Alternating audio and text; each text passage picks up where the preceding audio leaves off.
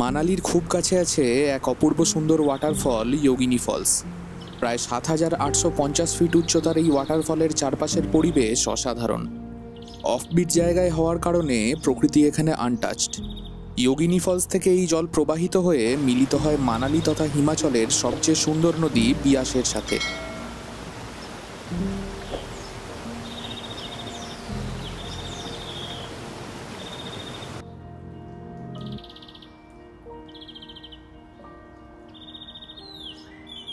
যোগিনী ফলসে যাওয়ার জন্য ৩ kilometre trek করে যেতে হয়। এই ফলস ঠিক যতটা সুন্দর ততটাই সুন্দর এখানে যাওয়ার রাস্তাটা।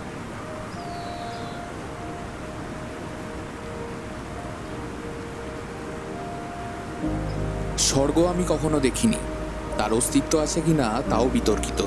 তবে আমি হিমাচল দেখেছি, আর মনে হয়েছে ভগবান যদি এখানে না থেকে থাকে তাহলে আর কোথায় থাকবে। না না, আমি কোনো মন্দির বা বিগ্রহের কথা বলছি না। আসলে প্রকৃতি এখানে এতটা সুন্দর যে সমস্ত আধ্যাত্মিক শক্তি প্রকৃতি থেকেই পেয়ে যাবেন এখানে। আমাদের ৭ দিনের হিমাচল সফরের প্রত্যেকটা দিনে এক নতুন রূপে খুঁজে পেয়েছিলাম সুন্দরী হিমাচলকে। আমাদের হিমাচল সিরিজের ৭ম পর্বে পাহাড়, লেক, বরফ সব পেরিয়ে এসে আজ স্রোতের গল্প, যে স্রোত যোগিনী ফলস থেকে শুরু হয়ে মেশে বিয়াস নদীতে।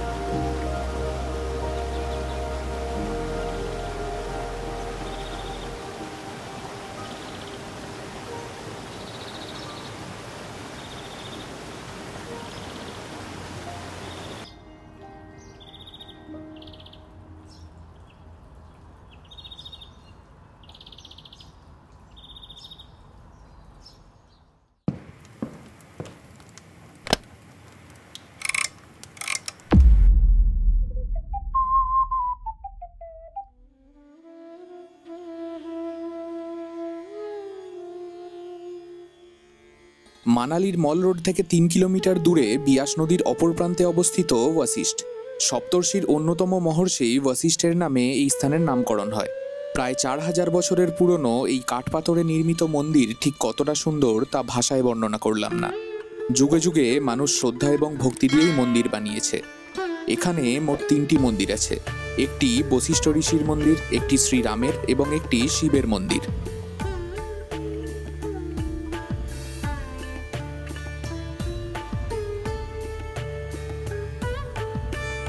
এখানে হট স্প্রিংও আছে।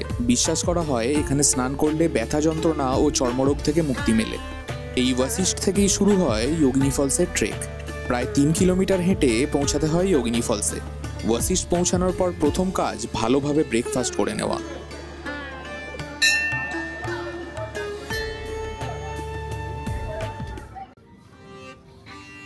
বশিষ্ঠ টেম্পলের কাছে রাস্তার ধারের একটি রেস্টুরেন্টে গিয়েছিলাম সেদিন ব্রেকফাস্টের জন্য।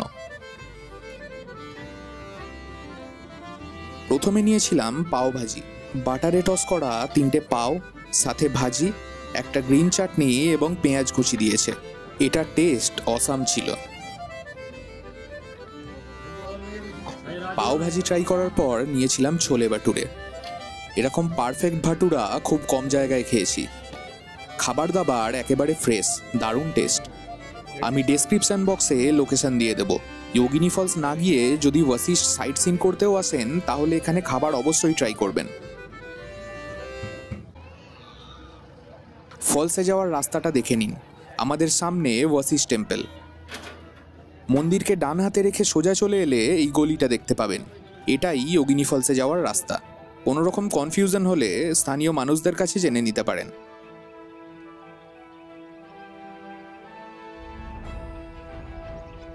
এখানে দেখুন কত কাঠ সংগ্রহ করে রেখেছে।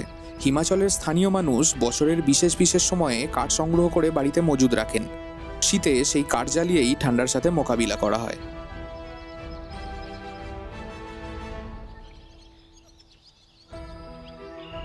4 দিন আগে হওয়া স্নোফলের নিদর্শন এখনো পাওয়া যাচ্ছে। এখানে স্নোফল হলে তা মেল্ট হয় অনেক ধীরে ধীরে, তাই একবার স্নোফল হলে বেশ কিছুদিন বরফের দেখা মেলে। সোজা হেঁটে গেলে হয়তো 1 ঘন্টার মধ্যেই পৌঁছে যাওয়া যায় যোগিনী ফলসে। তবে পথের দৃশ্য আপনাকে এই যাত্রাপথে বেশ কয়েকবার থামতে বাধ্য করবেই।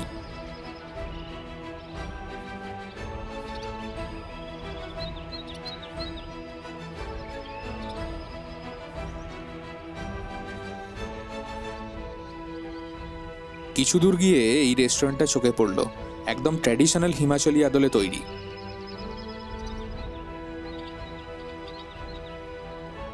এখন ঠান্ডার জন্য বন্ধ আছে, স্টে করার অপশন আছে কিনা জানি না, তবে এই জায়গায় থাকা গেলে অসাধারণ এক্সপিরিয়েন্স হবে।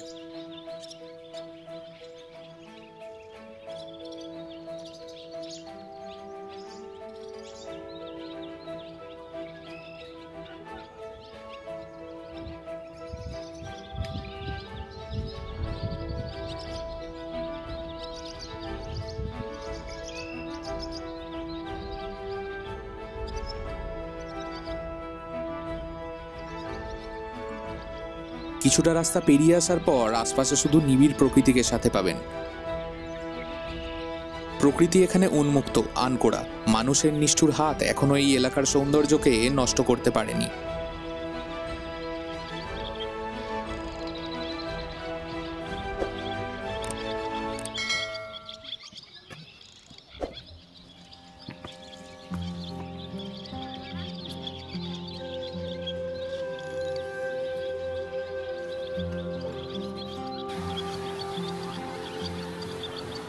অর্ধেক রাস্তা পার করে আসার পর পাবেন এই ছোট্ট স্ট্রিমটাকে।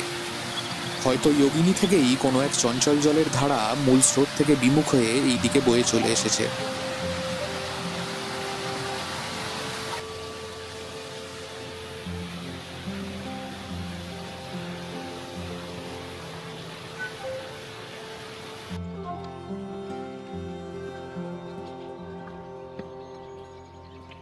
এখান থেকে পাহাড়ের চড়াই উতরাই পেরিয়ে আমরা পৌঁছেছিলাম এই দেবদার ফরেস্টে।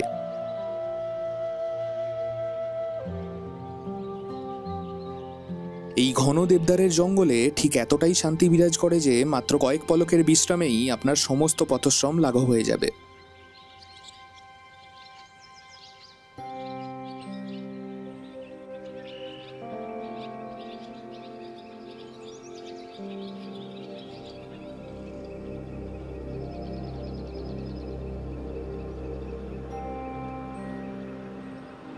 আর যখনই এই জঙ্গল থেকে বেরিয়ে এলাম, প্রথমবারের মতো দেখতে পেলাম আমাদের গন্তব্য যোগিনী ফলসকে।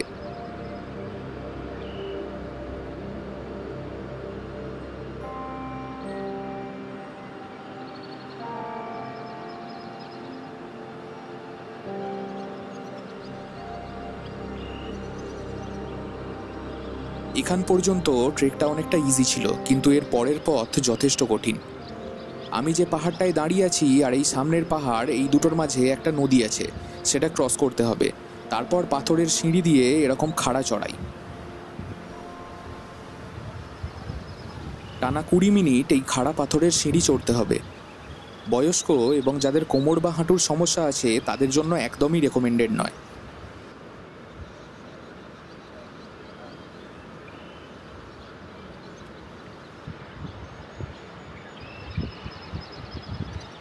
হাফ সিঁড়ি চড়ার পর এখান থেকে পাহাড়ের ভিউটা দেখুন, কি অপূর্ব লাগছে।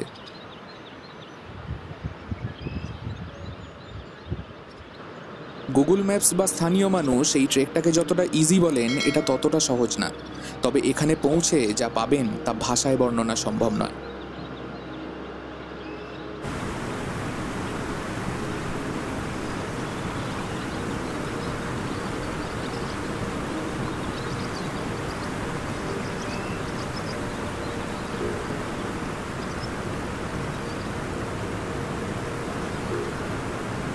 যোগিনী ফলসের নামকরণ হয় দেবরাজ ইন্দ্রের কন্যা যোগিনীর নামে। কিংবদন্তি অনুযায়ী দেবী যোগিনী এখানে স্নান করতেন, তাই এই ওয়াটারফলের নাম তার নামেই রাখা হয়।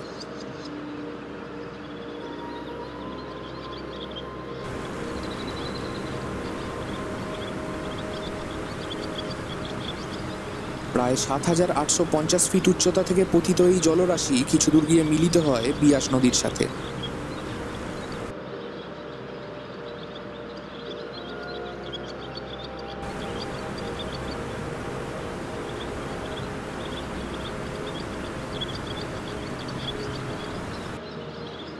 আমি এখন যেই জায়গাটায় দাঁড়িয়ে আছি, চাইলে সেখান থেকে আরও উপরে যাওয়া যায়।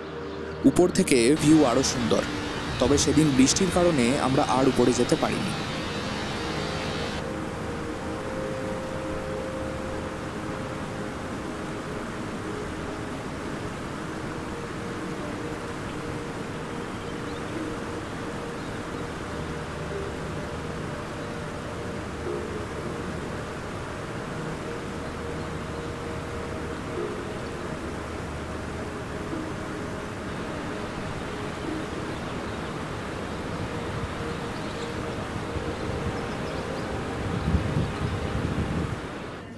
এটা হলো ট্র্যাডিশনাল হিমাচলি খাবার সিড্ডু। হিমাচল বেড়াতে এলে এটা মাস্ট ট্রাই। নর্থ বেঙ্গল বা সিকিমের পাহাড়ে যেমন মোমো, এখানে সেরকম সিড্ডু, তবে টেস্ট আকাশ পাতাল তফাৎ। ফ্লাফি স্টিম করা রুটির ভিতর অল্প মশলা স্টাফিং থাকে, খেতে হয় উপর থেকে ঘি ঢেলে এবং চাটনির সাথে। বিভিন্ন শেপের হয় এই সিড্ডু। পরের পর্বে আপনাদের অন্য এক শেপের সিড্ডু দেখাবো। ব্রেকফাস্টের টেস্ট এত ভালো লেগেছিল যে সেই রেস্টুরেন্টে আবারও গিয়েছিলাম।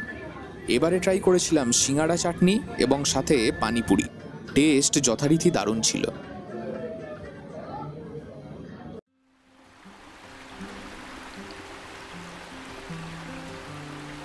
সারাদিনের প্রচুর হাঁটাহাঁটির পর সেদিন সন্ধ্যায় পৌঁছেছিলাম বিয়াস নদীর কোলে, কিছুটা সময় শান্তিতে বসে কাটানোর জন্য।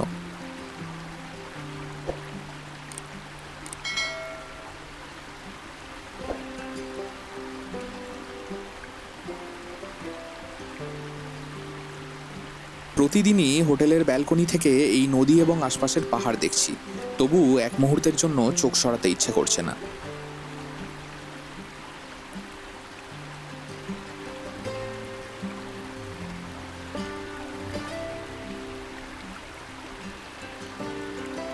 এই বিয়াস নদীর নাম এসেছে মহাভারতের স্রষ্টা বেদব্যাসের নাম থেকে। হিন্দিতে বেদব্যাস অর্থাৎ বেদব্যাস, সেখান থেকেই এই নদীর নাম হয়েছে বিয়াস নদী।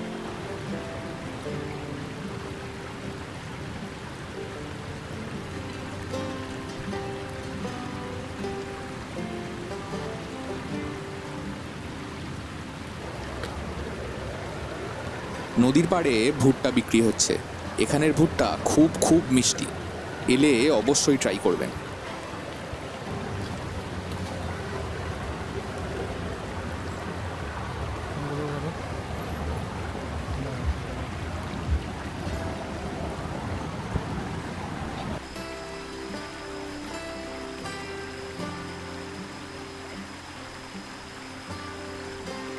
বিকেল থেকে শুরু করে সেদিনের পুরো সন্ধ্যাটা কাটিয়েছিলাম এই বিয়াস নদীর কোলেই।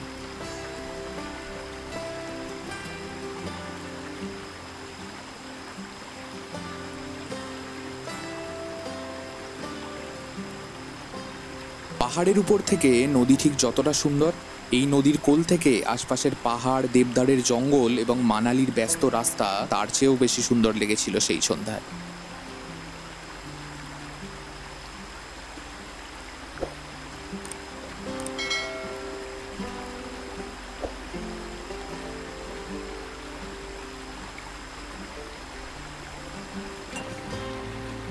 সেদিন সন্ধ্যায় আবার গিয়েছিলাম ওয়াশিষ্ঠের মার্কেটে তন্দুরি চা খেতে।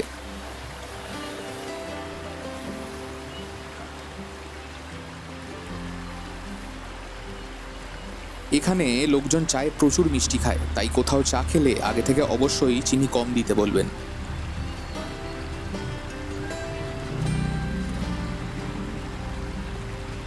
আমার কোথাও মনে হয়েছে টুকটাক খাওয়া দাওয়া বা শপিংয়ের জন্য মানালির মল রোডের চেয়ে ওয়াশিষ্ঠের এই মার্কেট অনেক বেটার অপশান। ভিড় এবং দাম দুটোই মল রোডের চেয়ে অনেক কম।